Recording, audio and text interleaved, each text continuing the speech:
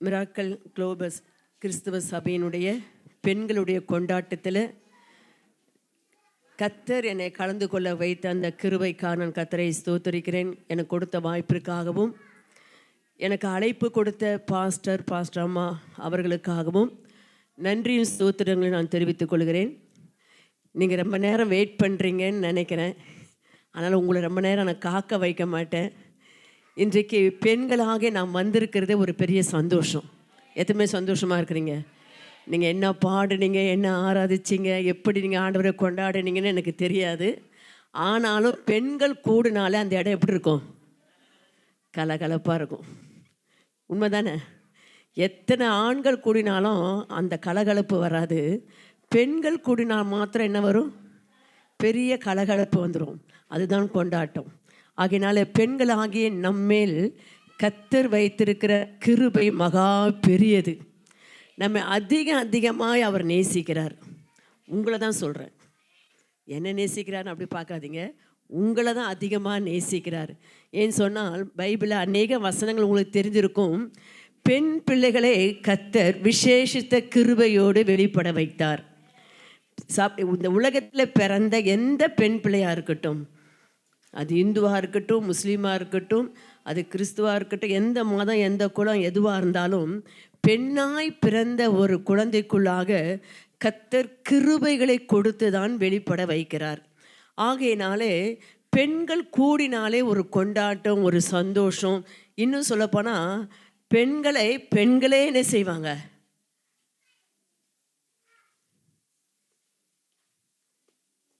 அதிகமாக நேசிப்பாங்க. தெரியுமா? கவனிப்பாங்க. ஒரு பெண் ஒரு ரோட்டில் போனால் கூட அந்த பெண்ணை திரும்பி பார்க்குறது யாராக இருக்கும் தெரியுமா? யாராக இருக்கும்? சொல்லுங்களேன். ஏன்னா அவங்க ட்ரெஸ்ஸு எப்படி இருக்குது, அவங்க கிளிப்பு எப்படி இருக்குது, அவங்க நடை எப்படி இருக்குது, அவங்க ப்ளவுஸ் எப்படி இருக்குது. ஏன்னா அது ஒரு ஈர்ப்பு. பெண்கள்னாலே மற்றவர்களால் ஈர்க்கப்படுகிற ஒரு சுபாவம் உடையவர்கள். ஆகையினால்தான் கத்தர் நம்மை நம்பி தான் அநேக காரியங்களை நம்மளால் மற்றவர்களை ஈர்க்க முடியும் என்ற ஒரு நம்பிக்கையோடு தான் கத்தர் உங்களுக்கும் எனக்கும் அதிக கிருபைகளை கொடுத்து நடத்திட்டுருக்கிறார். ஆகையினாலே இந்த இடத்துல வந்திருக்கிற உங்கள் யாவரையும் ஆண்டவராக இயேசு கிறிஸ்துவின் நாமத்தினாலே உங்களை நான் வாழ்த்துகிறேன். இந்த வாய்ப்பை கொடுத்த கர்த்தருக்கும் பாஸ்டர் அம்மாவுக்கும் நன்றி ஸ்தோத்திரத்தை நான் தெரிவித்துக் கொள்கிறேன். இன்றைய செய்தியுடைய தலைப்பு நீங்கள் கொடுத்த நோட்டீஸ்லேயே இருக்குதா இல்லையா? மறந்துட்டீங்களா? சொல்லுங்க பார்க்கலாம். நீ கர்த்தரால் புகழப்படுவாய்.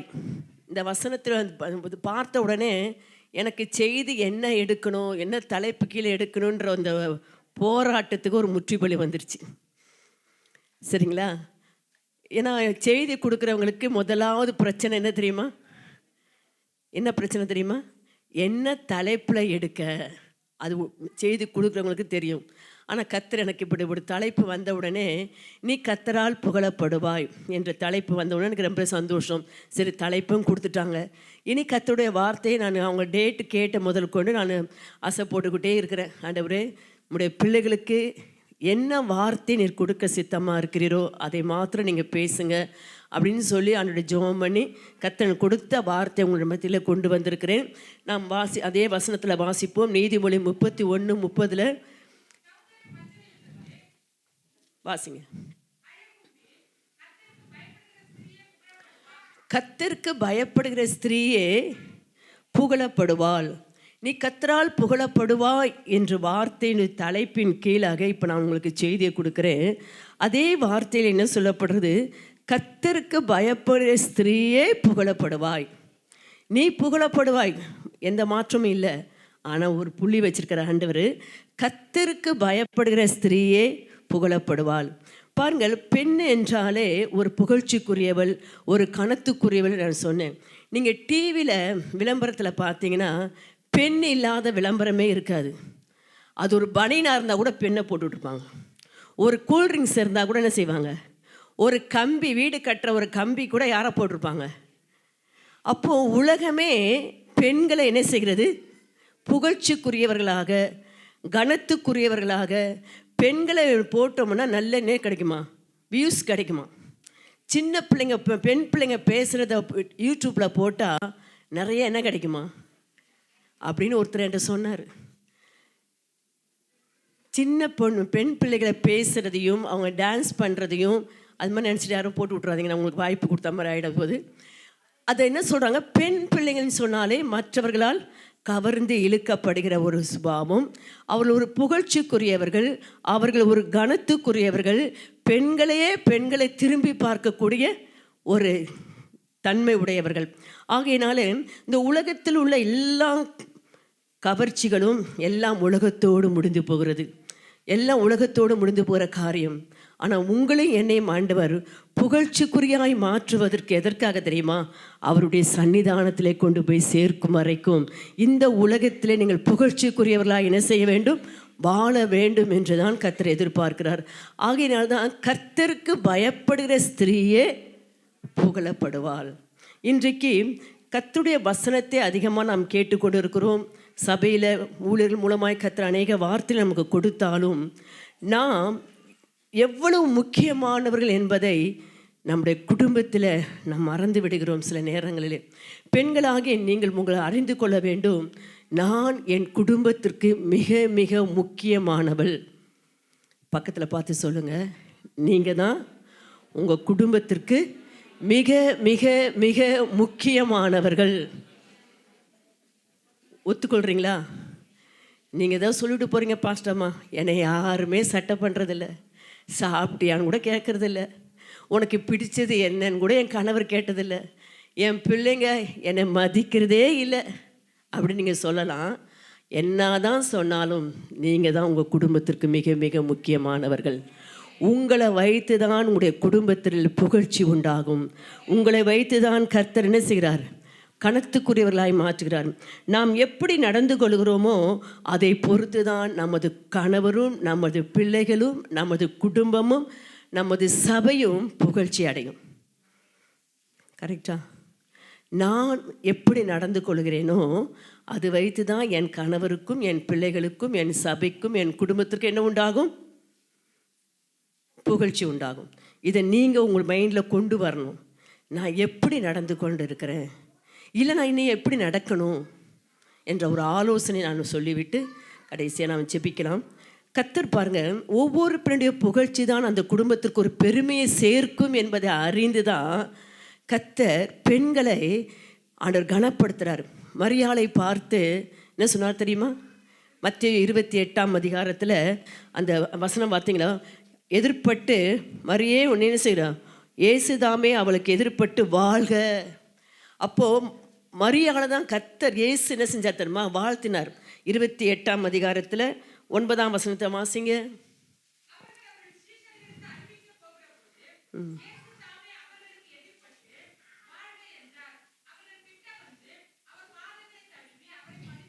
பாருங்க, இயேசுதாமே அவர்களுக்கு எதிர்பட்டு வாழ்க என்றார். வேதத்தில் எந்த இடத்துலையும் எந்த சீஷர்களையும் பார்த்து இயேசு வாழ்க என்று வாழ்த்தலை. ஆனால் இயேசு வாழ்த்துற முதல் பெண்கள் யார் தெரியுமா? மரியாள். அப்போ பெண் வர்க்கத்தை ஆண்டவர் எவ்வளவாய் கனப்படுத்துகிறார், எவ்வளவாய் புகழ்ச்சிக்குரியவர்களாய் மாற்றி வைத்திருக்கிறார், அவர் எவ்வளவு எண்ணுகிறார் என்பதை கொஞ்சம் யோசிங்க. அவர் எதிர்பட்டு வாழ்க. அப்படியானால் நீங்களும் நானும் இயேசுவால் கனப்படுத்தப்பட்டவர்கள், புகழ்ச்சிக்குரியவர்கள். ஆகையினாலே இந்த உலகத்தில் உள்ளவர்கள் யார் நம்மை நேசித்தாலும் நேசிக்காவிட்டாலும், நம்மளை கனப்படுத்தினாலும் கனப்படுத்தாவிட்டாலும், நம்மளை இழிவாக நினைத்தாலும் நீங்கள் நினைக்க வேண்டும், நான் இயேசுவால் வாழ்த்துதலை பெற்றவள். இந்த பெண் குணம் மிக மிக மிக முக்கியமானவர்கள். இன்றைக்கு நம்மை நாமே நொந்து கொள்கிறோம். நான் ஏன் தான் இந்த பெண்ணாய் பிறந்தேனோ, ஏன் தான் இந்த குடும்பத்தில் நான் இருக்கிறேனோ. தயவு செய்து உங்களை கொண்டு தான் உங்களோட குடும்பத்தை புகழ்ச்சியாக்க போகிறார். அதற்கு உங்களை நீங்கள் விட்டு கொடுக்க வேண்டும், உங்களை அர்ப்பணிக்க வேண்டும், உங்களை சில நேரத்தில் நம்ம சீர்படுத்தி கொள்ள வேண்டும். சில நேரங்களிலே நம்மிடத்தில் உண்டான சில குறைகளே நம்முடைய குடும்பத்திற்கு புகழ்ச்சி உள்ளவர்களாய் மாற்ற முடியாமல் போகிறது.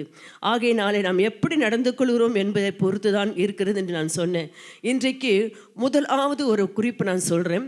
நீதிமொழி 1ஆம் அதிகாரம் 7ஆம் வசனத்தை வாசிங்க. நீதிமொழி 1ஆம் அதிகாரம் 7ஆம் வசனம். எல்லாம் கர்த்தருக்கு பயப்படுதலே ஞானத்தின் ஆரம்பம். மூடர் ஞானத்தையும் போதகத்தையும் அசட்டை பண்ணுகிறார்கள். கர்த்தருக்கு பயப்படுதலே ஞானத்தின் ஆரம்பம். நான் சொன்னேன், கர்த்தருக்கு பயப்படுகிற ஸ்திரீயே புகழப்படுவாள். அந்த இடத்துல சாலமோன் ராஜா சொல்றாரு, கர்த்தருக்கு பயப்படுதலே ஞானத்தின் ஆரம்பம். கொஞ்சம் யோசிங்க. சாலமோன் ராஜா ஞானி, கர்த்தரால் சாட்சி பெற்றவன். உனக்கு பின்னும் உனக்கு முன்னும் இராத ஒரு ஞானத்தை உனக்கு என்ன செய்கிறேன், கொடுக்குறேன்னு சொன்ன அந்த சாலமோன் ராஜா இப்போ சொல்கிறாரு, கர்த்தருக்கு பயப்படுதலால் ஞானத்தின் ஆரம்பம். அப்படியானால் கொஞ்சம் யோசிங்க. நாம் கர்த்தருக்கு பயப்படுகிற ஒரு ஸ்திரீயாக இருப்போமானால் அவரால் புகழப்படுவோம். கர்த்தருக்கு பயப்படுதல் என்றால் என்ன? நமக்கு எல்லாருக்கும் தெரிஞ்சோம்.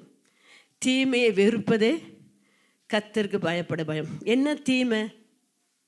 தீமையான எண்ணங்கள், தீமையான பார்வைகள், தீர்மையான உள்ளத்தில் வைக்கிற கசப்புகள், அதெல்லாம் நீங்கள் வெறுத்துட்டிங்கன்னா நீங்கள் கர்த்தருக்கு பயப்படுறவங்க. இன்னும் அந்த வசனத்தில் ஒன்று சொல்லப்படுறது, கர்த்தருக்கு பயப்படுதலே ஞானத்தின் ஆரம்பம். ஞானத்தின் ஆரம்பம்னா என்ன தெரியுமா? நீங்கள் உங்கள் குடும்பத்தில் நீங்கள் செயல்படுகிற விதத்தினுடைய ஆரம்பமே நீங்கள் ஞானம் உள்ளவர்களா இல்லையான்னு என்ன செஞ்சிடும், தெரிஞ்சிடும். உங்கள் குடும்பத்தில் நீங்கள் கணவரை கவனிக்கிற விதமாக இருக்கலாம், பிள்ளைகளை கவனிக்கிற விதமாக இருக்கலாம், உங்களுடைய வீட்டு வேலைகளை செய்கிற காரியமாக இருக்கட்டும், நீங்கள் ஞானம் உள்ளவர்களாக இருப்பீர்களானால் அந்த வேலைகளை செய்ய ஆரம்பிக்கும் பொழுது உங்களுடைய ஞானம் என்ன செய்யும், வெளிப்படும். கர்த்தருக்கு பயப்படுதலே ஞானத்தின் ஆரம்பம். தயவு செய்து நம்ம பெண்களாக இருக்கிறபடினாலே என்னுடைய குடும்பத்தில் நான் செய்கிற ஒவ்வொரு வேலையிலும் கர்த்தருக்கு பயந்து நான் ஞானத்தோடு செய்கிறேனா? ஒரு கேள்வி கேட்டு பாருங்க. இன்றைக்கி அநேக குடும்பங்களில் கணவன் மனைவி பிள்ளைகள் பிரச்சனை இல்லாத குடும்பம் இல்லை, எல்லா குடும்பத்திலும் பிரச்சனை இருக்கிறது. ஆனால் கர்த்தருக்கு பயந்து செயல்படுகிற ஒரு ஞானமுள்ள ஸ்திரீ தான் புகழப்படுவாள். என் கணவர் பேசட்டும், என் பிள்ளைங்க பேசட்டும், நான் கர்த்தருக்கு பயப்படுறேன். நான் அவர்களை எதிர்த்து பேசி அவர்களை துக்கப்படுத்தி அவர்களை வேதனைப்படுத்தி என்னுடைய சாட்சியை நான் இழந்து போகாதபடி கர்த்தருக்கு பயந்து ஞானத்தோடு நான் செயல்படணும். இன்றைக்கு அநேக குடும்பங்களிலே கணவனும் மனைவியும் சில கர்த்தருக்கு பயப்படுற பயம் என்றால் என்னன்னு நினைக்கிறாங்க. சபையிலுக்கு ஒழுங்காக வரணும், கர்த்தர் வேதத்தை வாசிக்கணும், நல்லா ஜெபிக்கணும், நல்ல ஊழியம் செய்யணும், இதுதான் கர்த்தருக்கு பயப்படுற பயம். நான் அது சொல்லலை. கர்த்தருக்கு பயப்படுற பயம் உங்களுக்குள்ளே இருந்துச்சுன்னா உங்களோட வாயிலிருந்து வார்த்தை தவறான வார்த்தையோ மீறுகிற வார்த்தையோ தேவையில்லாத சிந்தனையான எண்ணங்களோ பார்வையோ உங்களுக்குள்ளே என்ன செய்யாது, வராது. நீங்கள் ஞானமாய் செயல்படுவதை கண்டு உங்களுடைய கணவரோ உங்களுடைய பிள்ளைகளோ சொல்வாங்க, என் தாய் என் மனைவி கர்த்தருக்கு பயப்படுகிற ஒரு ஸ்திரீ. உதாரணத்தை நான் சொல்லட்டுமா? கர்த்தருக்கு பயப்படுற ஒரு ஸ்திரீயாக இருந்தால் உங்களுடைய கணவர் குடிச்சிட்டு வந்தால் நீங்கள் என்ன செய்வீங்க? உங்கள் கணவர் குடிச்சிட்டு வராரு, நீங்கள் கர்த்தருக்கு பயப்படுற ஸ்திரீ, நீங்கள் என்ன செய்வீங்க? 4 சண்டை போட்டு சட்டையை பிடிச்சி லெஃப்ட் ரைட் வாங்கிட்டு அதுக்கப்புறம் ஜோம் பண்ணி சாப்பாடை கொடுக்கறதில்ல. வரும்போதே என்ன செய்யணும் தெரியுமா? சரி குடிச்சிட்டிங்களா, சரி பரவாயில்ல வாங்க, உங்களுக்கு என்ன பிடிக்குன்னு நான் என்ன செஞ்சுட்டேன் தெரியும். நம்ம ஆசாமி தான் அடிக்கடி குடிச்சிட்டே வருவார். அதனால் எல்லாம் செஞ்சு வச்சுட்டு நல்லா சாப்பிட்டு நல்லா ரெஸ்ட் எடுங்க. ஒரு ஒன்றும் என்ன செய்யாதீங்க, பேசி பிள்ளைகளையோ என்னையோ என்ன செஞ்சிடாதீங்க, கோவப்படுத்திடாதீங்க சொல்லி ஏற்கனவே செஞ்சு சமைச்சி வச்சு சாப்பிட வச்சுட்டு படுக்க வச்சுட்டு கர்த்தருடைய சமூகத்தில் முறையிடுவார்.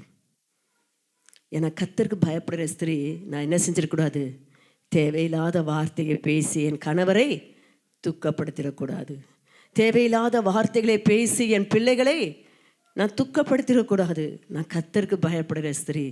ஞானத்தின் ஆரம்பம் தொடக்கத்திலே உங்களுக்குள்ளாக இருந்து வெளிப்படும்.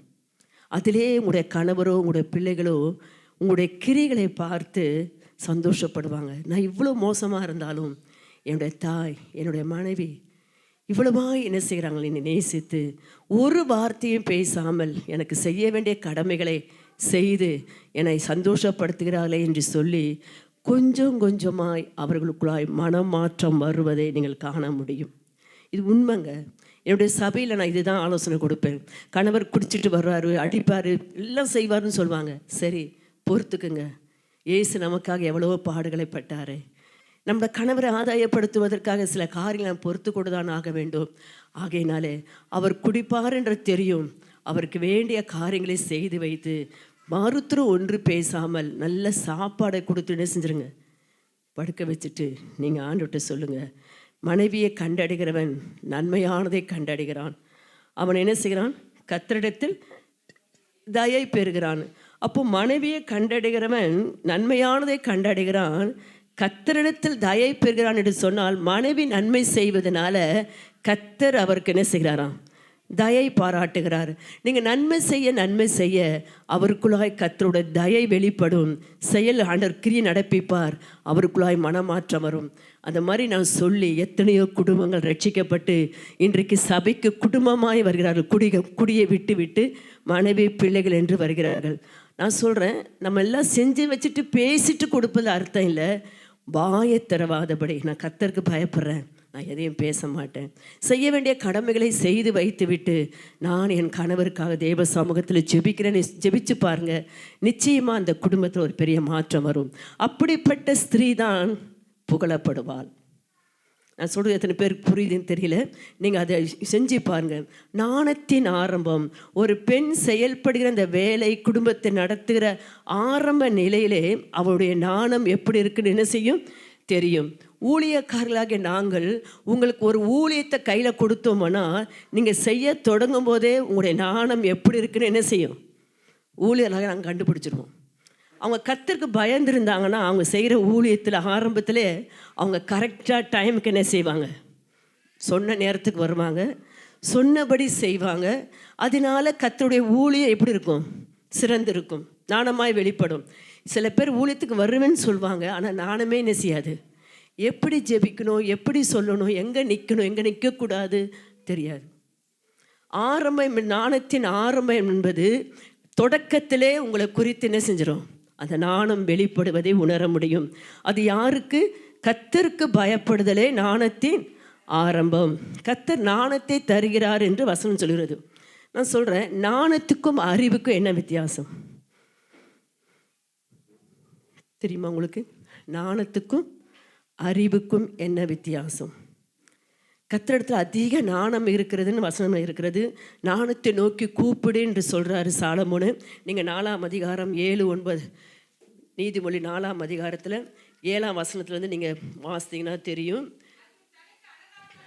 நாணமே முக்கியம், நாணத்தை சம்பாதி, எண்ணத்தை சம்பாதித்தாலும் புத்தியை சம்பாதித்துக்கொள், அது நீ அதை மேன்மைப்படுத்து, அது உன்னை மேன்மைப்படுத்தும், நீ அதை தழுவி கொண்டால் அது உனக்கு கனைமண்ணும், அது உன் தலைக்கு அலங்காரமான முடியை கொடுக்கும். பாருங்க, மகிமையான கிரீடத்தை உனக்கு சூட்டும். நாணம். பெண்களாகிய நாம் கர்த்தருக்கு பயப்படுதல் நாணத்தின் ஆரம்பம் என்று சொன்னேன். இந்த நாணம் நமக்கு புகழ்ச்சியை உண்டாக்கும். இன்றைக்கு அநேக குடும்பங்களிலே கணவன் மனைவி பிள்ளைகள் கூடி வாழ்கிற இடத்துல நாணமாய் செயல்பட வேண்டியது மிக மிக முக்கியமானவர்கள் நீங்களும் நாணம்தான். ஏன்னா பல பிரச்சனைகளை சந்திக்கிறவர்களும் பல பிரச்சனைகளுக்குள்ளாக ஊடுருவி போகிறவர்களும் நீங்களும் நாணம்தான். கணவர் ஏதாவது ஒன்று சொல்லிட்டு என்ன செஞ்சு வேலைக்கு போயிடுவார், பிள்ளைங்க ஒன்று சொல்லும், பெண் பிள்ளை ஒன்று சொல்லும், ஆண் பிள்ளை ஒன்று சொல்லும். இதுக்கு இடையில சொந்த பந்தங்களாம் வந்து என்ன செய்வாங்க, நம்மளை பல காரியங்களை சொல்லி நம்மளை காரியங்களை டென்ஷன் ஆக்குவாங்க. ஆனால் நீங்களும் நானும் நாணமாய் செயல்பட வேண்டும்.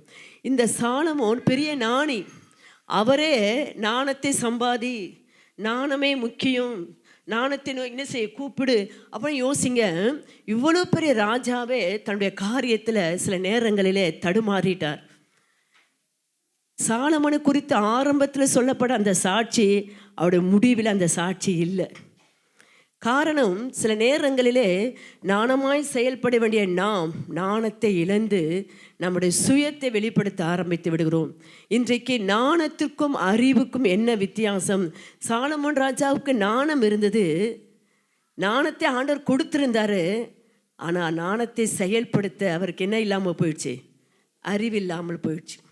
இன்றைக்கு நாமும் அறிவு இருக்குது, சில பேருக்கு வேத அறிவு இருக்கும், உலக அறிவு இருக்கும், மற்ற எல்லா அறிவும் இருக்கும். நீங்கள் சின்ன பிள்ளைங்க, ஒரு 5 வயசு பிள்ளைகிட்ட ஒரு செல்ஃபோன் கொடுத்தா கூட மெசேஜ் அனுப்ப தெரியும், வாட்ஸ்அப்பை ஓப்பன் பண்ண தெரியும், யூடியூப்பை எல்லா அறிவு இருக்குது. தயவுசெய்து உங்களை நான் குறை சொல்கிறேன்னு நினச்சிக்காதீங்க. இன்றைக்கி அறிவை விட நானும் முக்கியம். இன்றைக்கு வேத அறிவு கூட இருக்குது. ஒரு முறை நான் சொல்லப்போனால் அந்த நாணத்தை முக்கியப்படுத்து என்று சொல்ல காரணம் என்ன என்பதுக்காக நான் சொல்கிறேன். எங்களுடைய சபையில் சண்டே ஸ்கூல் ஊழியம் செய்கிற ஒரு பிள்ளை இருந்தாள். அவள் படிப்பு ஒரு 4ஆம் கிளாஸ் தான் படிச்சிருந்தா. ஆனால் அவளுக்குள்ள திறமை இருந்துச்சு.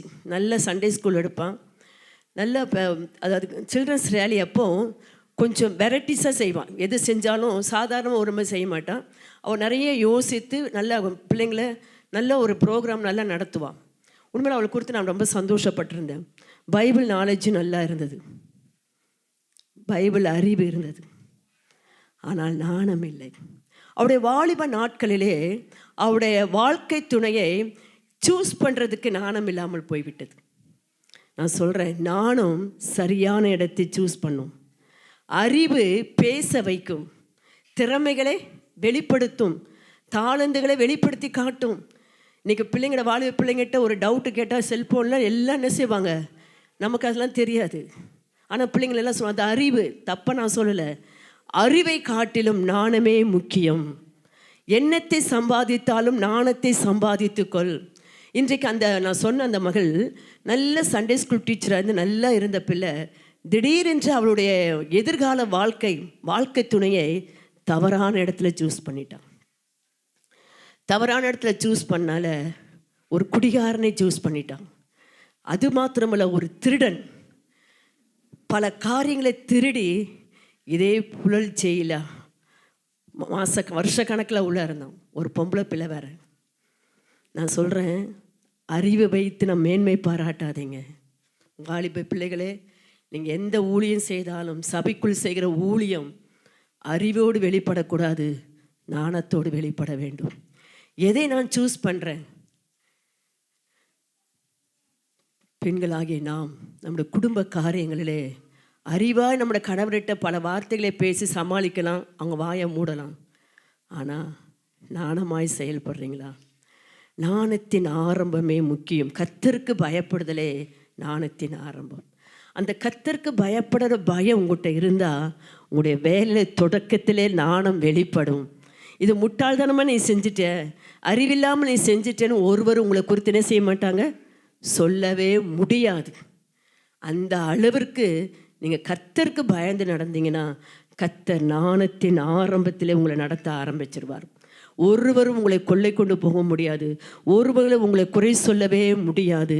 ஆகையினாலே நாணத்தினால் நிரப்பப்படும்படியாக இன்றைக்கு ஆண்டுடைய சமூகத்தில் எனக்கு அறிவு வேணாம் ஆண்டவரே, அறிவு இருமாப்பை உண்டாக்கும்னு வசனம் இருக்குது.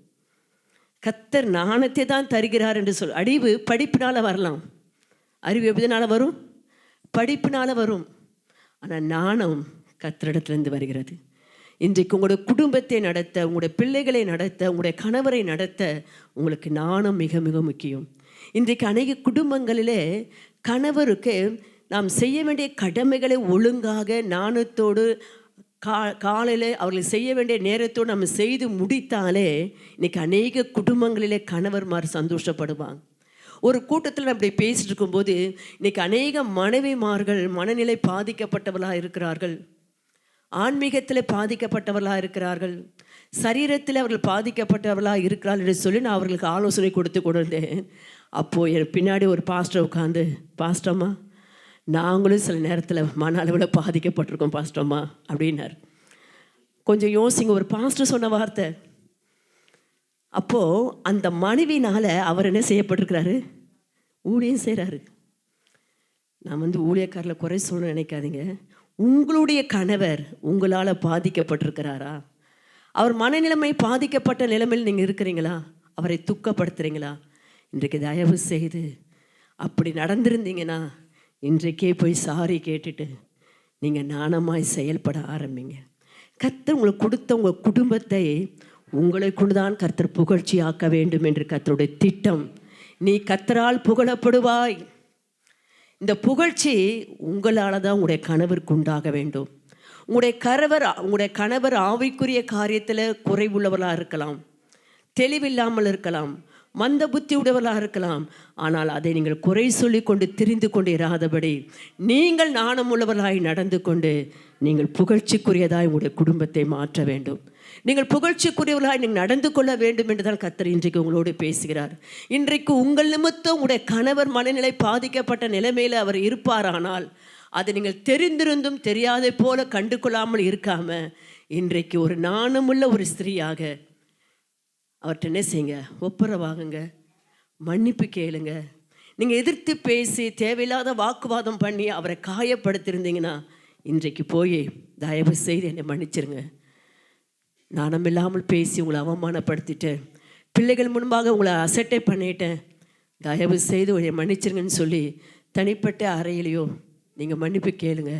கர்த்தர் பார்க்கிறார். இன்று முதல் உங்களுடைய குடும்பத்தை உங்களாலே புகழ்ச்சிக்குரியதாய் கர்த்தர் மாற்றுவார். அந்த வசனம் நீதிமொழி 31:1 சொல்கிறது, வாசிங்க. அவள் கைகளின் பலனை அவளுக்கு கொடுங்கள், அவளுடைய செய்கைகள் வாசல்களில் அவளை புகழ கடவது. உங்களுடைய செய்கை தாங்க உங்கள் வீட்டில் உங்களை புகழும். வசனம் என்ன வாசித்தோம்? அவளுடைய செய்கைகள் வாசல்களில் அவளை புகழ கடவது. உங்கள் குடும்பத்தில் உங்கள் வீட்டில் உங்களை குறித்து உங்களுடைய கணவரும் உங்களுடைய பிள்ளைகளும் சொல்லணும், எனக்கு கிடைத்த ஒரு மனைவியை போல நான் பாக்கியம் உள்ளவன், எனக்கு நல்ல ஒரு மனைவியை கர்த்தர் கொடுத்துருக்கிறார். பிள்ளைகள் சொல்லணும், எனக்கு நல்ல ஒரு தாயாரை கொடுத்துருக்கிறார். அந்த வார்த்தை சொல்கிற அளவுக்கு உங்களுடைய செய்கைகள் உங்களுடைய வாசல்களில் என்ன செய்யணும்? புகழ்ச்சியை உண்டாக்க வேண்டும். உங்களுடைய குடும்பத்தில் புகழ்ச்சியை உண்டாக்க வேண்டும். உங்கள் வீட்டில் நீங்கள் வசிக்கிற உங்கள் வீட்டில் உங்கள் நிமித்தம் ஒரு புகழ்ச்சி உண்டாக வேண்டும். அதுதான் கர்த்தர் நம்ம எதிர்பார்க்கிறார். ரெண்டாவதாக நான் சொல்கிறேன், நீதிமொழி 12:8 வாசிங்க. நீதிமொழி 12:8 பாருங்க. தன் புத்திக்கு தக்கதாக மனுஷன் என்ன செய்வான்? புகழப்படுவான். பாருங்க, நமக்கு தெரிஞ்ச வசனம் தான், எல்லாமே நமக்கு தெரிஞ்ச வசனம் தான். தன் புத்திக்கு தக்கதாக மனுஷன் புகழப்படுவான். நான் சொன்னேன் பாருங்க, அந்த சண்டே ஸ்கூல் எடுத்த டீச்சரு நல்ல அறிவுள்ளவள், ஆனால் புத்தி இல்லாமல் போயிட்டான்.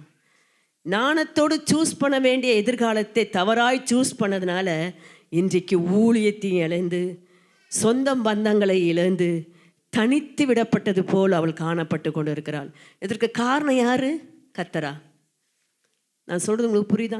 இன்றைக்கு சபையில் கர்த்தர் உங்களுக்கு புத்திமதியை கொடுக்கிறார். ஊழியர்கள் மூலமாய் கர்த்தர் அநேக புத்திமதிகளை கொடுக்கிறார். தன் புத்திக்கு தக்கதாக தான் மனுஷனோ மனுஷியோ என்ன செய்யப்படுவாள்? புகழப்படுவாள். உங்கள் புத்தி எப்படி இருக்கோ அதுக்கு புகழ்ச்சி உங்களுக்கு வரும். மனுஷனுடைய எண்ணம் போல தான் அவனுடைய வாழ்க்கை அமையும் சொல்லிட்டு நீங்கள் ஆட்டோலெல்லாம் பார்த்துருக்கீங்களா? மனுஷனுடைய எண்ணம் எப்படியோ அப்படி தான் அவனுடைய வாழ்க்கை. வேதம் என்ன சொல்கிறது? தன் புத்திக்கு தக்கதாக மனுஷி புகழப்படுவாள்.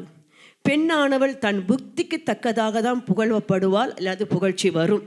ஆகையினாலே புத்திமதியை தயவுசெய்து தள்ளிடாதீங்க. இன்றைக்கி சபையில் புத்திமதி, வாலிப பிள்ளைகளுக்கு புத்திமதி சொன்னால் என்ன செய்யாது? பிடிக்காது. ஜாலியாக பேசுங்க, நீங்கள் வெளியே கூட்டு போய் என்ஜாய் பண்ணுங்க, நல்லா இருப்பாங்க. அதே வாலிப பிள்ளைகளை கூப்பிட்டு நீ உடுத்துகிற ட்ரெஸ்ஸு சரியில்லை, நீ பண்ணுற இது சரியில்லை, இதை ஒழுங்குபடுத்திக்கோ என்று புத்திமதி சொன்னால் நம்ம சைடே வரமாட்டாங்க. என்ன செய்ய மாட்டாங்க? ஊழியக்காரங்க பக்கமே முகத்தை திருப்ப மாட்டாங்க, கண்டுக்கவே மாட்டாங்க. நான் சொல்கிறேன், வாலிப பிள்ளைகளோ குடும்பத்தில் உள்ளவர்களோ, உங்களுக்கு புத்திமதி மிக மிக அவசியம். தன் புத்திக்கு தக்கதாக மனுஷி புகழப்படுவாள் என்பதை மறந்து போக வேண்டாம். அப்படியானால் புத்திமதியை தள்ளுகிறவன், நீங்கள் 13:18 சொல்லப்படுறது, நீதிமொழி 13:18, புத்திமதியை தள்ளி விடுகிறவன் தரித்திரத்தையும் லட்சையும் அடைவான். பாருங்க, புத்திமதியை தள்ளி விடுகிறவள். யாரெல்லாம் சபையில் ஊழியர் மூலமாய் கொடுக்கிற புத்திமதிகளை தள்ளி விடுகிறார்களோ அவர்கள் என்னதான் அடைவார்கள்? தரித்திரத்தையும் லட்சையும் அடைவார்கள். இது 100% உண்மைங்க. நான் சபையில் கிட்டத்தட்ட 45 வருஷமாக இந்த சபை ஊழியத்தில் கர்த்தர் எனக்கு வைத்திருக்கிறார். எத்தனையோ வாலிபர்களுக்கு, வாலிப பிள்ளைகளுக்கு நான் புத்தி சொல்லியிருக்கிறேன். அதை தள்ளி விட்டவர்கள் இன்று வரைக்கும் தரித்திரத்திலையும் லட்சை அடைந்து கொண்டு இருக்கிறார்கள். இன்று வரைக்கும் எத்தனையோ பேருக்கு நான் ஆலோசனை கொடுத்துருக்கிறேன், புத்திமதி சொல்லியிருக்கிறேன். அசட்டை பண்ணிட்டு போனவர்கள், தயவு செய்து இந்த நாளிலே நீ கர்த்தரால் புகழப்படுவா என்று சொன்ன வார்த்தையின்படி நீங்கள் புகழப்படணும்னா புத்திமதியை தள்ளாதீங்க. புத்திமதியை தள்ளுகிறவன் தரித்திரத்தையும் லட்சையும் அடைவான். திட்டவட்டம் நான் சொல்கிறேன். அது வாலிபர்கள் மாத்திரம் இல்லை, பெரியவர்களும். வேத வசனத்தின்படி உங்களுக்கு புத்திமதி சொல்லுகிற உங்களுடைய ஊழியர்களை மதித்து நடக்க வேண்டும் என்று வசனம் சொல்லுகிறது. சில நேரங்களிலே எனக்கு தெரியாத வசனமா, சில விசுவாசிகள் என்கிட்ட கூட வருவாங்க. அவங்க பிரச்சனையை சொல்லுவாங்க. அந்த பிரச்சனைக்கு ஏற்ற சில ஆலோசனை சொல்லும் பொழுது கேட்டுட்டு அடுத்து விசுவாசிட்டு போய் சொல்லுவாங்க, பாஸ்டர் அம்மாவுக்கு என்ன தெரியும்? அவங்க ஜெபம் பண்ணுவாங்க, மெசேஜ் கொடுப்பாங்க. நம்ம குடும்ப சூழ்நிலையில் போய் சொன்னால் அவங்க இப்படி இரு, அது செய்யாதா, இதை செய்யாதான்றாங்க. அதில் நமக்கு ஒத்து வருமா?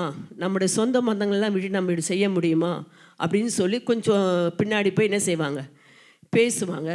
அது யாராவது ஒருவர் நம்மகிட்ட சொல்லுவாங்களா, சொல்ல மாட்டாங்களா? சொல்வீங்களா, சொல்ல மாட்டிங்களா? பாஸ்டமாக உங்களை பற்றி இப்படி சொன்னாங்க. அப்போ நான் நினைப்பேன், சரி நம்ம நல்லதுக்கு சொன்னோம், அவங்க புரிஞ்சிக்கல, அவ்வளோதான். நீங்கள் என்ன நினைக்கிறீங்கன்னு தெரியல, 1 மாதம் ஒரு 3 மாதத்தில் அழுதுட்டு வந்து நிற்பாங்க. நீங்கள் சொன்னபடி நான் செஞ்சுருந்தா இவ்வளோ பிரச்சனை எனக்கு இல்லை. இப்போ எல்லாராலும் நான் என்ன செய்கிறேன், நிந்திக்கப்படுறேன். என் கணவர் ஒரு முறை என்னை ஒரு பக்கம் என்னை திட்டுறாரு, என் பிள்ளைங்க என்னை திட்டுறாங்க. நீ ஏன் இதை செய்த? இது ஏன் நீ ஒத்துக்கிட்ட? நீ இடம் கொடுத்த, நீ வாய்ப்பு கொடுத்த, நீ இதை பண்ணின, நீயே அனுபவி. புரியுதுங்களா? நீ இதை இடம் கொடுத்த, இப்போ நீயே அனுபவி சொல்லி எல்லாரும் என்னை நிந்திக்கிறாங்க. நீங்கள் சொன்ன மாதிரி நான் செஞ்சுருந்தேன்னா இன்றைக்கு இந்த வேதனை எனக்கு வந்திருக்காது. தயவு செய்து சொல்கிறேன், ஊழியர்கள் உங்களுக்கு கொடுக்குற புத்திமதியை தடை செய்யாதீங்க. அது உங்களுக்கு ஏற்றுக்கொள்ள மனப்பக்குவம் இல்லாவிட்டாலும் சரி, ஊழியர்கள் சொன்னார்கள். நீங்கள் ஒரு குடும்பத்தை தான் பார்க்குறீங்க, நாங்கள் பல குடும்பத்தை பார்க்குறோம், பல குடும்ப பிரச்சனைகளை பார்க்குறோம், பல குடும்ப பிரச்சனைகளுக்குள்ளால் உண்டான காரியங்களை நாங்கள் என்ன செய்கிறோம், கலந்து ஆலோசிக்கிறோம். ஒவ்வொரு குடும்பத்தில் என்னென்ன பிரச்சனை வருது, எப்படி அவங்க கையாளணும்னு ஆலோசனை கொடுக்குறோம். ஆகையினாலே ஊழியர்கள் மூலமாய் வருகிற புத்திமதியை என்ன செஞ்சிடாதீங்க, தள்ளி விடாதீங்க. நீதிமொழி 11:12 ஒரு வசனம் இருக்கிறது, புத்திமானோ தன் வாயை என்ன செய்கிறான், அடக்கி கொண்டு இருக்கிறான். நீதிமொழி 11:12 சொல்லப்பட்டிருக்குது, மதிகெட்டவன் பிறனை அவமதிக்கிறான், புத்திமானோ தன் வாயை அடக்கி கொண்டு இருக்கிறாள். சாலமோன் ராஜா அவரை வச்சு எழுதிட்டாரு. இப்போ நான் உங்களுக்கு சொல்கிறேன், அடக்கி கொண்டு இருக்கிறாள். புத்தி உள்ள ஸ்திரீ தன் வாயை என்ன செய்வா, அடக்குவாள். குடும்பத்தில் பல பிரச்சனைகள் வரும், கணவர் ஒரு பக்கம் பேசுவார், பிள்ளைங்க ஒரு பக்கம் பேசுவாங்க. புத்தி உள்ள ஸ்திரீ தன் வாயை முடிக்குவான், அமைதியாக இருப்பான். அப்படி இருந்து பாருங்கள், உங்கள் குடும்பத்தில் எவ்வளோ பெரிய சமாதானம் இருக்கும், சந்தோஷம் இருக்கும் என்று சொல்லி.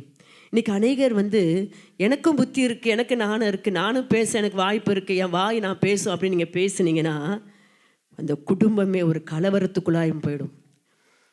யார் சத்தியத்தை அதிகமாக கேட்கிறீர்களோ, சத்திய வசனத்தை அதிகமாக நீங்கள் வாசிக்கிறீர்களோ, நீங்கள் புத்திமானாய் தன் வாயை காத்து அடக்கி கொள்ளுங்கள். சபைக்கு வராதவங்களை அடக்க முடியாது, சத்தியத்தை கேட்காதவங்களை நம்ம அடக்க முடியாது, சபைக்கு சத்தியத்தை கேட்டு அதன்படி செய்யாதவங்களை நம்ம அடக்க முடியாது. ஆனால் அதன்படி செய்யணும்னு விரும்புகிறீங்க பார்த்தீங்களா, நீங்கள் உங்கள் வாயை அடக்க முடியும். எத்தனை பேர் விரும்புகிறீங்க? இனி நான் வாயை நான் அடக்கிக்கிறேன், நலமானதையும் பேசாமல் அமர்ந்திருப்பேன். நல்ல வசனம் வாசித்தோம், தன் புத்திக்கு தக்கதாக மனுஷி புகழப்படுவாள். உங்களுடைய புத்தி எப்படி இருக்கிறதோ அதற்கு ஏற்ற ஒரு புகழ்ச்சி உங்களுக்கு உண்டாகும். உங்கள் வாயை நீங்கள் அடக்கிக் கொள்வீர்களானால் இன்னைக்கு அநேக பிரச்சனைகளுக்கு முடிவு உண்டாகும். ஒரு குடும்பத்தில் ஒரு கணவனுக்கும் மனைவிக்கும் ஒரு பிரச்சனை வந்துடுச்சு. அவர்கள் பேசிக்கொண்டே இருக்கும் பொழுது கணவர் சொன்னாரா, ஏன் நீ அறிவுகெடுத்தனமாக பேசுகிற அப்படின்னு ஒரு வார்த்தை சொல்லிட்டார். உடனே மனைவி என்ன சொன்னாங்க, உங்கள் அம்மாவுக்கு அறிவில்லை, உங்கள் அக்காவுக்கு அறிவில்லை, உங்கள் தங்கச்சிக்கு அறிவில்லை, உனக்கு அறிவில்லை, உன் தம்பிக்கு அறிவில்லை, யாரை பார்த்து அறிவு கெட்டவன்னு சொன்னேன். அப்போ சொன்னார், அம்மா கையெடுத்து கும்பிட்றேன், நான் உனக்கு தான் சொன்னேன், நீ என் குடும்பத்துக்கே சொல்லிட்ட, இதோடு நிறுத்திக்கோ அப்படின்னாராம். இப்படி தான் மனைவிமாராகி நம்ம என்ன செய்கிறோம், சில நேரங்களிலே கணவரை காயப்படுத்தி கொண்டு இருக்கிறோம். தயவு செய்து தன் வாயை அடக்குகிறவன் புத்திமான். நீதிமொழி 10:13 வாசிங்க. 10:13.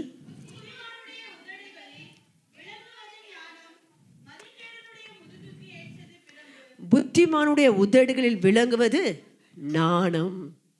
நீங்கள் புத்திமானாக இருக்கிறீங்கன்னா உங்களோட உதடுலேருந்து வருவது இதுதான் வரும், நாணம் தான் வெளிப்படும்.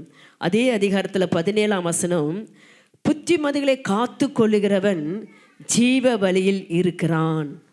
புத்திமதியை காத்து கொள்ளுகிறவன் ஜீவ வழியில் இருக்கிறாள். ஜீவ வழின்னா எதுங்க? ஜீவ வழி எது? ரட்சிப்பின் வழி, மீட்பின் வழி, பரலோகத்தின் வழி, பரலோராஜ்யத்துக்கு போகிற வழியில் நிற்கிறீங்க. தயவு செய்து ஜீவ வழி உடையவர்களாய், அந்த வசனம் சொல்லுங்க, புத்திமதிகளை காத்து கொள்ளுகிறவன் ஜீவ வழியில் இருக்கிறான். ஜீவன் உள்ளவர்களாக இருப்பீங்க. செத்து போனவர் வாழ்க்கை வாழ்கிறவர்களாக இருக்க மாட்டீங்க. நீங்கள் ஒரு உயிரோட்டம் உள்ள ஒரு நீரோடையை போல உங்களை பார்க்கும் பொழுது எல்லாருக்கும் என்ன வரும்? ஒரு சந்தோஷம் வரும். நீங்கள் பேசி, இன்னைக்கு வசனம் நிறைய இருக்குது. மதிகடாய் நடக்கிற அழகுள்ள ஸ்திரீ பஞ்சின் மூக்குள்ள பொன் மூக்குத்திக்கு சமானம். நீங்கள் எவ்வளவு அழகாக இருக்கலாம், நல்லா துதிக்கலாம், ஜெபிக்கலாம், ஆராதிக்கலாம். ஆனால் மதிகடாய் நடந்து புத்தி இல்லாமல் நாம் செய்கிற பேச்சும் செயல்களும் நமக்கு அவமானத்தை உண்டாக்கும். ஆனால் புத்திமானோ, புத்திமதிகளை காத்து கொள்கிறவன் ஜீவ வழியிலே இருக்கிறாள். நீங்கள் எந்த வழியில் இருக்கிறீங்கன்னு கொஞ்சம் டெஸ்ட் பண்ணிக்கோங்க. நான் தெரிஞ்ச வசனத்தை தான் பேசுகிறேன். இதெல்லாம் நம்ம படிச்சிருப்போம், பக்கம் பக்கமாக நம்ம மனப்பாடம் பண்ணியிருப்போம்.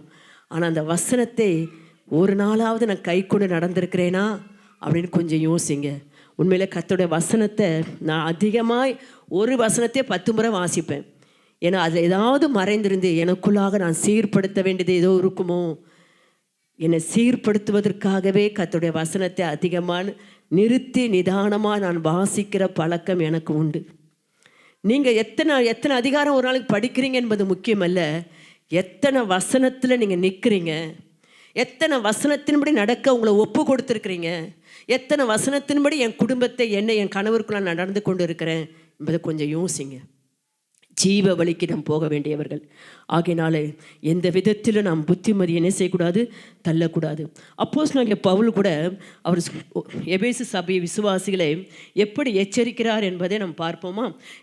எபேசியர் 4ஆம் அதிகாரம், எபேசியர் 4ஆம் அதிகாரம் 17ஆம் வசனத்தை வாசிங்க. ஆதலால் பாருங்க, கர்த்தருக்குள் நான் உங்களை சாட்சியாக சொல்லி எச்சரிக்கிறது என்னவெனில், நல்லா கேட்டுங்க, மற்ற புறஜாதிகள், ரட்சிக்கப்படாத மற்ற புறஜாதிகள் என்ன செய்கிறார்கள்? தங்கள் வீணான சிந்தையில் நடக்கிறது போல நீங்கள் இனி நடக்காதீங்க. ரட்சிக்கப்படாதவங்க புறஜாதிக வீணான சிந்தையில் நடக்கிறது போல நீங்கள் நடக்காதீங்க. யாருக்கு சொல்கிறாரு? எபேசு சபை விசுவாசிகளுக்கு. அதே வார்த்தை இன்றைக்கு உங்களுக்கு சொல்கிறாரு. புறஜாதிகள் வீணான வாழ்க்கையில் என்ன செய்வாங்க? வீணான சிந்தையில் நடக்கிறது போல நீங்கள் அப்படி நடக்காதீங்க. அவர்கள் புத்தியில் அந்தகாரப்பட்டு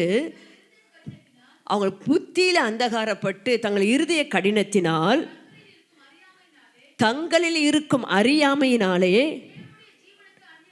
தேவனுடைய ஜீவனுக்கு அந்நியராயிருந்து, நல்லா கேட்டுங்க, அவங்க யார்? புறஜாதிகள். அவங்க புத்தியிலே அந்தகாரப்பட்டு தங்கள் இருதய கடினத்தினால், தங்களில் இருக்கும் அறியாமையினாலே தேவனுடைய ஜீவனுக்கு எப்படி இருக்கிறாங்க? அந்நியராக இருக்கிறாங்க. நீங்கள் நானும் அந்நியராக இருக்கிறோமா? நம்ம தேவனுடைய ஜீவனை, நித்திய ஜீவனை சுதந்திரித்து கொள்ளக்கூடியவர்கள். ஆனால் நாம் இன்னும் அந்தகாரத்தில், புத்தியில் அந்தகாரப்பட்டு இருளுக்குள்ளாக இருக்கலாமா? அப்போஸ்தலன் பவுல் எச்சரிக்கிறார். சொல்லிட்டு சொல்றாரு, உணர்வில்லாதவர்களாய் சகலவித அசுத்தங்களையும் ஆவலோடு நடப்பிக்கும்படி தங்கள் காம விகாரத்திற்கு ஒப்பு கொடுத்திருக்கிறார்கள். யாரு? அவர்கள். ஆனா விசுவாசில பார்த்து சொல்ற, அவங்க அப்படி இருக்கிறாங்க. ஆனா நீங்களோ இவ்விதமாக கிறிஸ்துவை கற்றுக்கொள்ளவில்லையே. நீங்களும் நானும் கிறிஸ்துவை கற்றுக்கொண்ட விதம் என்ன? இன்னும் புறஜாதிகளைப் போலவே நாம் இருளில் இருக்கிறவர்களைப் போல நம்முடைய இருதயத்தை கடினப்படுத்தி கொண்டு உணர்வு இல்லாதவர்களாக வீணான சிந்தனை நடந்து கொண்டு அந்தகாரப்பட்டு இருதயத்தை கடினப்படுத்தி கொண்டு அறியாமை இருளில் நாம் இருப்போமானால் இன்னும் நாம் கிறிஸ்துவை அறிந்து கொள்ள வேண்டிய முறையாய் அறிந்து கொள்ளவில்லை. இந்த இடத்துல வந்திருக்கிற நீங்க எல்லாரும் ஒரு பெந்தேகோஸ்து கிறிஸ்தவர்கள் என்று சொல்லலாம், இல்லை புதிதாக கூட நீங்கள் வந்திருக்கலாம். ஆனால் நம்முடைய கிறிஸ்து எப்படிப்பட்டவர் என்பதை அறிந்து கொண்டவர்களாக இருக்க வேண்டும். நீங்களோ இவ்விதமாய் கிறிஸ்துவை என்ன செய்யல? எவ்விதமாய் மேலே சொல்லப்பட்ட அந்த வார்த்தை நம்ம கிறிஸ்துவை கற்றுக்கொள்ளல. நம் கிறிஸ்து எப்படிப்பட்டவர்? நம் இரு ஆவியாகிய பிசாசுக்கு நம்முடைய புத்திமதியை கொடுத்து விட்டுட்டு கர்த்தரை துக்கப்படுத்தாதீங்க. இன்னைக்கு அநேகர் சபைக்குள்ளே இருந்துக்கிட்டு இருளின் ஆவியாகிய பிசாசுக்கு நம்முடைய புத்திமதி என்ன செஞ்சிட்டோம்? விட்டுட்டோம். அவன் நம்மளை ஆளுகை செஞ்சிட்ருக்கிறான். ஏதோ ஒரு விதத்தில் நமக்குள்ளாய் குழப்பங்களையும் சமாதான கேடுகளையும் சண்டைகளையும் வாக்குவாதங்களையும் பிரிவினைகளையும் மார்க்க பேதங்களையும் பொறாமைகளையும் எரிச்சல்களையும் தூண்டி விட்டு கொண்டு இருக்கிறான். அது அந்தகாரத்தின் இருளின் ஆவி. இன்றைக்கு நாம் கிறிஸ்துவை நாம் அவிதமாய் கற்றுக்கொள்ளவில்லை. கிறிஸ்துவனுடைய குணங்களை என்ன கொஞ்சம் யோசிங்களேன். நீங்கள் வாசிங்க 5:8 வாசிங்க. எபேசியர் 5:8.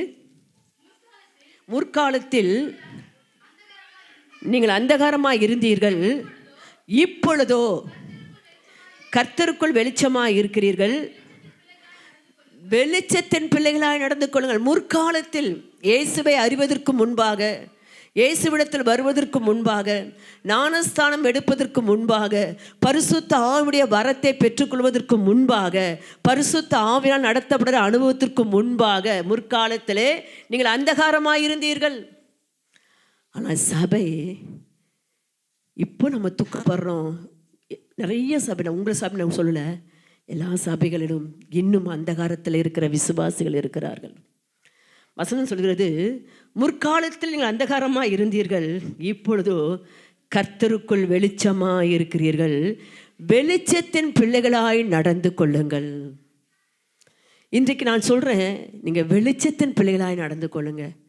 அவங்கள போல நாம் இருக்கக்கூடாதுங்க. அவங்க புத்தியில் அந்தகாரப்பட்டு வாய்க்கு வந்ததெல்லாம் பேசுவாங்க, கெட்ட வார்த்தை பேசுவாங்க, துணிகரமாய் பொய்களை சொல்வார்கள், பிணைத்து பேசுவார்கள், கலகம் பண்ணுவார்கள், பல காரியங்களை செய்வார்கள். யாரு? அந்தகாரத்தின் இருளில் இருக்கிற ஜனங்கள். ஆனால் நீங்களும் நானும் வெளிச்சத்தின் பிள்ளைகளாக இருக்கிறோம். வெளிச்சத்தின் பிள்ளைகளாய் நடந்து கொள்ளுங்கள். அந்த வசனம் அழகாக சொல்லப்படுறது, வெளிச்சத்தின் பிள்ளைகளாக என்ன செய்யுங்க? நடந்து கொள்ளுங்க. வெளிச்சத்தின் பிள்ளைகளாக என்னன்னு சொன்னால் ரோமர் 13:12 வாசித்து பாருங்க.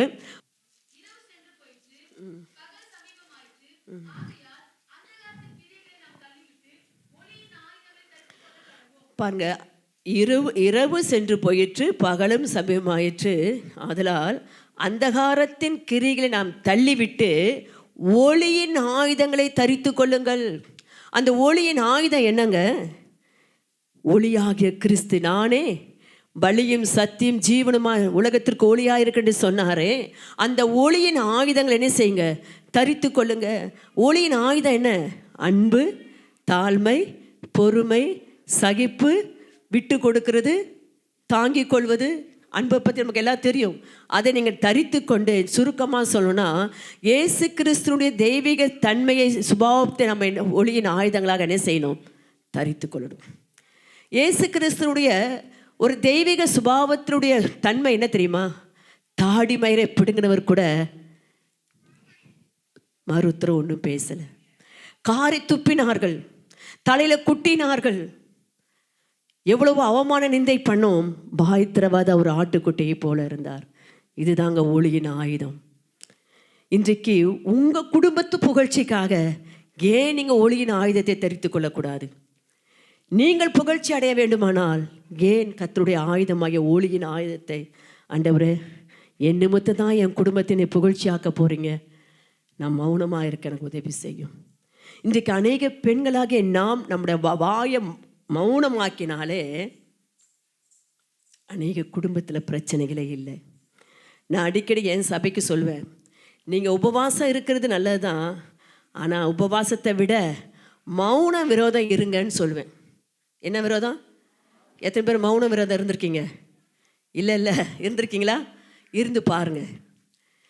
ஃபாஸ்டிங் இருப்பாங்க, சாப்பிடாம 7 நாள் 21 நாள் 4 நாள் 3 நாள் இருந்து உபவாசம் இருந்து போராடி ஜெபம் பண்ணி நம்ம மலையே பெயர்ந்து அப்படி போகிற மாதிரிலாம் பண்ணுவாங்க.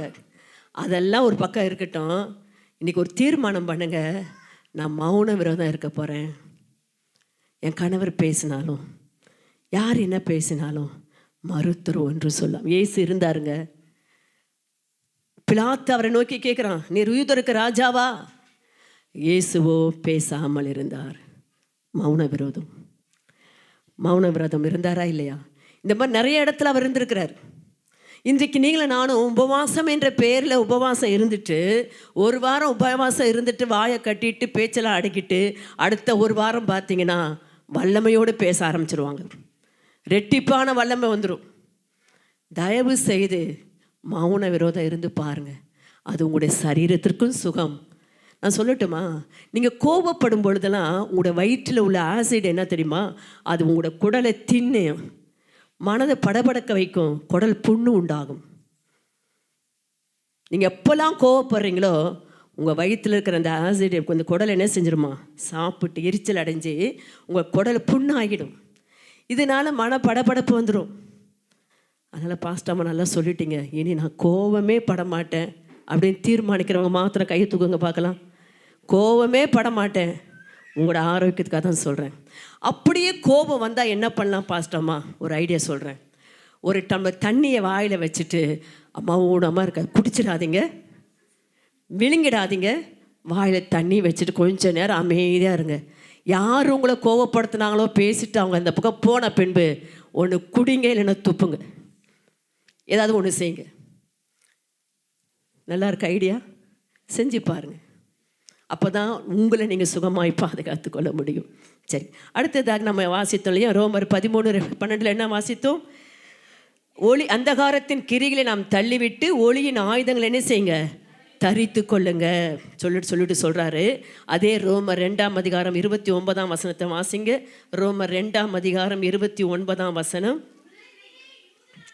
உள்ளத்தில் யூதனானவனை யூதன் எழுத்தின்படி உண்டாகாமல் ஆவியின்படி இதயத்தில் உண்டாகும் விருத்த சேதனமே விருத்த சேதனம். இப்படிப்பட்டவனுக்குரிய புகழ்ச்சி மனுஷராலே அல்ல, தேவனாலே உண்டாயிருக்கும்.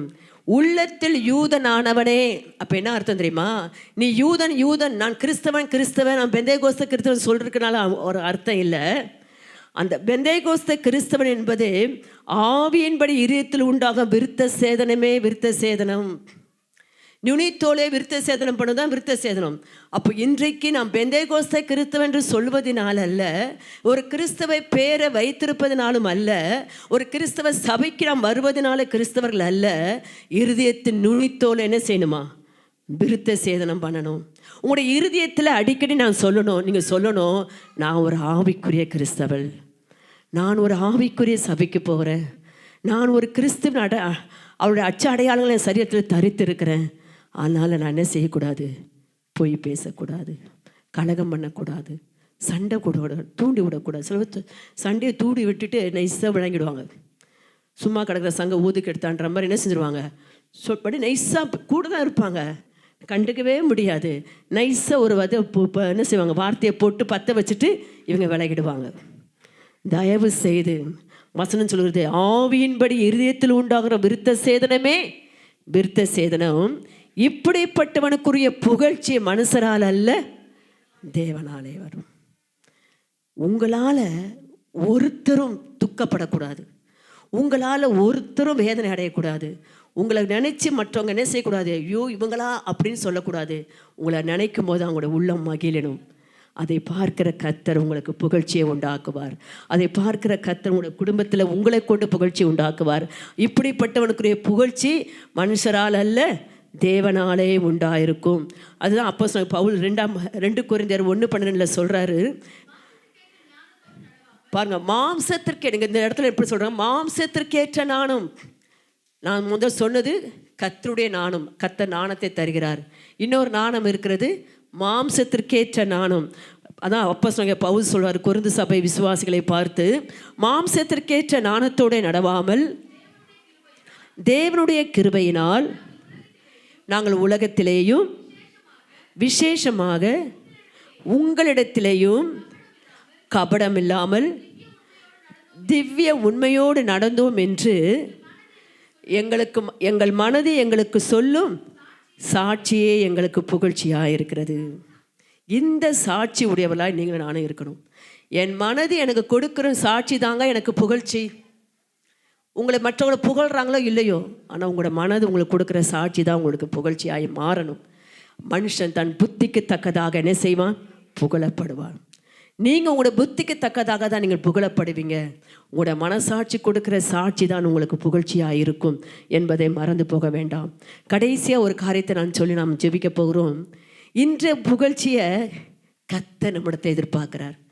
நீ கர்த்தரால் புகழப்படுவாய் என்று சொல்லி 2 காரியத்தையும் சொல்லிட்டார் நம்மளை சீர்படுத்த. ஆனால் கர்த்தர் இந்த வார்த்தையை சபைக்கு சொல்ல சொன்னார். இந்த வசனம் கர்த்தர் எதிர்பார்க்குறார் நம்ம இடத்துல.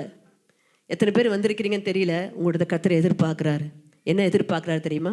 வாசிங்க, ஏசாயா 62:7 வாசிங்க. ஏசாயா 62:7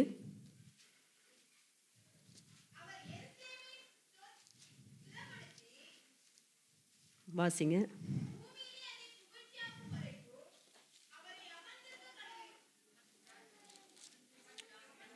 பாருங்க, கர்த்தருடைய ஆதங்கம் என்ன தெரியுமா? நான் உங்களை புகழ்ச்சி ஆக்குறேன், நான் உங்களை புகழ்ச்சிக்குரிய பாத்திரமா உங்களை வைக்கிறேன் எல்லாம் சொல்கிறாரு. ஆனால் என்ன நீங்கள் புகழ்ச்சி ஆக்கணுமேன்னு விரும்புகிறாரு. நான் சொல்கிறது எத்தனை பேர் புரியுது? கர்த்தர் சொல்கிறாரு, அந்த வசனத்தை நான் வாசிக்கிறேன். அவர் எருசலேமை ஸ்திரப்படுத்தி பூமியிலே அதை புகழ்ச்சியாக்கும் வரைக்கும் அவரை அமர்ந்திருக்க விடாதீங்க. என்ன அர்த்தம் தெரியுமா? சபையே, உங்கள் சபையே இதே ஏரியாவில் புகழ்ச்சியாக்கும் வரைக்கும் நீங்கள் அவரை சும்மா இருக்க விடக்கூடாது. எத்தனை பேருக்கு புரிஞ்சுது நான் சொன்னது? பூமியில் வசனம் அழகாக சொல்கிறாரு, எருசலேமை ஸ்திரப்படுத்தி பூமியிலே.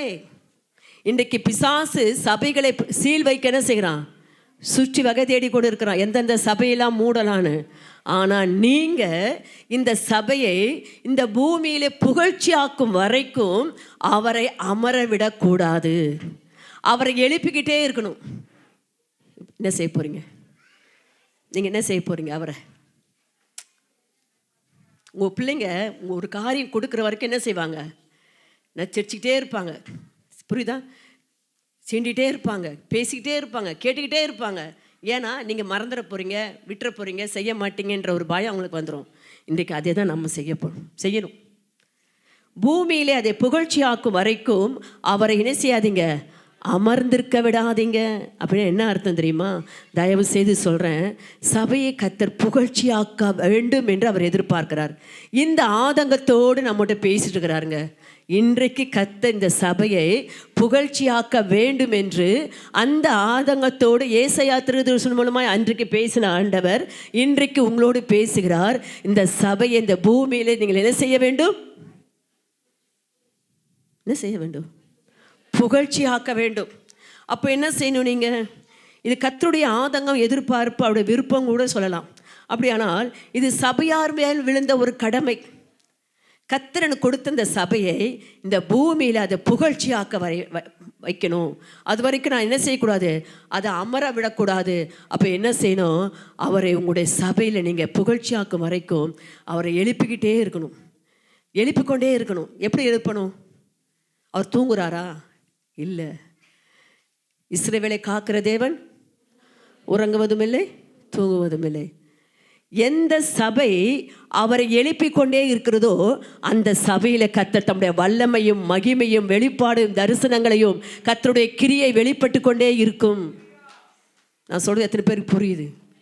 நீங்கள் எழுப்பிக்கிட்டே இருக்கணும். ஆண்டவரே, எங்களுடைய சபைக்குள்ள உங்களுடைய வல்லமை வெளிப்பட வேண்டும், என்னுடைய சபையில் மகிமை வெளிப்பட வேண்டும், உங்களுடைய தரிசனம் வெளிப்பட வேண்டும், உங்களுடைய வெளிப்பாடு வெளிப்பட வேண்டும். நீங்கள் சொல்லி ஜெபிக்க ஜெபிக்க இந்த சபைக்குள் வருகிற புதிய ஆத்துமாக்களுடைய கட்டுகளை அறுப்பார், தடைகளை உடைப்பார், பில்லி சூனியத்துடைய காரியங்களை வெளிப்படுத்துவார். அநேக குடும்ப கட்டுகளை அறுத்து தடைகளை உடைத்து இந்த சபையை இன்னும் பல இடங்களுக்கு என்ன செய்வார்? புகழ்ச்சியாக்குவார்.